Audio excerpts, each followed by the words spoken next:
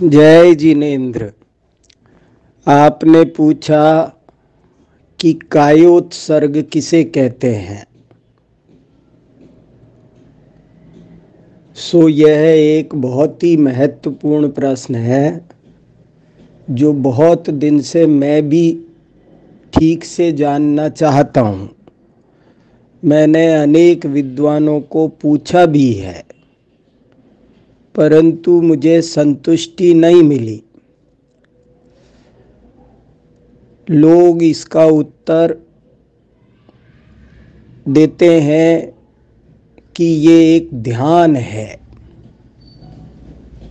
परंतु ध्यान तो अलग चीज है। 12 तपों में 11वें नंबर के तप का नाम व्युत्सर्ग या कायोत्सर्ग है और 12वें तप का नाम ध्यान है। 2 तप अलग अलग हैं।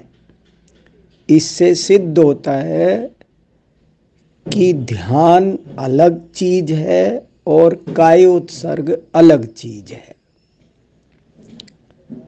कुछ लोग उत्तर देते हैं कि काया के ममत्व के त्याग का नाम कायोत्सर्ग है, परंतु काया के ममत्व का त्याग तो सम्यक दृष्टि जीव के होता ही होता है, सदा काल होता है। फिर किसी क्षण के लिए, थोड़ी देर के लिए कायोत्सर्ग करो, ऐसा कहना उचित नहीं लगता है। तो ये गंभीरता से विचारणीय है कि कायोत्सर्ग वास्तव में किसका नाम है। मुझे लगता है कि कायोत्सर्ग एक बहुत ही महत्वपूर्ण कला थी जिसे हम आज भूल गए हैं। उसकी विधि आज हम पूरी तरह भूल गए हैं, किसी को भी पता नहीं रही है। वो विज्ञान हमारा कहीं खो गया है जो एक बहुत बड़ा विज्ञान था, ऐसा मुझे लगता है। मुझे ऐसा लगता है कि जैसे शवासन किया जाता है, ऐसे ही साधक लोग प्राचीन काल में कायोत्सर्ग किया करते थे।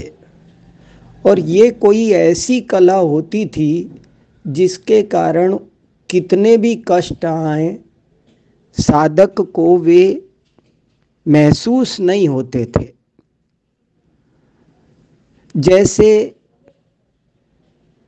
गज कुमार मुनिराज पर सिगड़ी जला दी गई, या सुकौशल मुनि को व्याघ्री खाती रही, पर वे पीड़ित नहीं हुए। मुझे लगता है कायोत्सर्ग करना पहले सबको सिखाया जाता था। ये एक ऐसी कला थी, ये एक ऐसा विज्ञान था जिसका काम आजकल कुछ कुछ एनेस्थीसिया देकर किया जाता है। जैसे हम किसी व्यक्ति को बेहोश कर देते हैं तो फिर उसका ऑपरेशन करो, उंगली काटो तो उसे पीड़ा नहीं होती है, शरीर में चीरा लगाओ तो उसे दर्द नहीं होता है। मुझे लगता है कि हमारे प्राचीन साधक मुनिराज कायोत्सर्ग की एक ऐसी उत्तम कला जानते थे कि जब भी कोई उपसर्ग आए तो वे शरीर से अपना उपयोग हटा लिया करते थे और उनको कोई भी पीड़ा नहीं होती थी उस उपसर्ग से होने वाली। जैसे आजकल कभी कभी हम देखते हैं कि कोई कोई व्यक्ति बिना एनेस्थीसिया के ऑपरेशन करा लेता है। जैसे कि गणेश प्रसाद जी वर्णी के बारे में सुना है कि उन्होंने आत्मख्याति पढ़ते रहे और अपने एक बड़े फोड़े का ऑपरेशन करवा लिया। ऐसे और भी अनेक लोगों के बारे में सुनते हैं। तो मुझे ऐसा लगता है कि कायोत्सर्ग ध्यान नहीं है, ध्यान जैसी ही कोई एक अद्भुत कला है जिसको आज हमें अच्छे से जानना चाहिए, पहचानना चाहिए और उसका जीवन में प्रयोग भी करना चाहिए। इससे हमको अनेक लाभ होंगे। मैं चाहता हूँ कि इस पर अनुसंधान हो। कभी इस विषय को हम लोगों ने गंभीरता से अभी तक लिया नहीं है।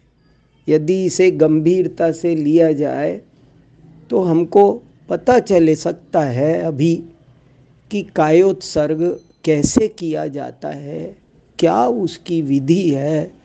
कहीं खोज है तो अवश्य कुछ अभी मिल सकती है। बाद में जैसे जैसे काल बीतेगा तो और भी देर हो जाएगी। अभी कोई साधक ऐसे मिल सकते हैं जिनसे हम ये जान सकते हैं कि कायोत्सर्ग किसे कहते हैं और कैसे करना चाहिए। आप भी खोजते रहिए और मैं भी खोजूंगा और पूछूंगा। यदि कुछ मिलेगा तो आपको फिर बताऊंगा।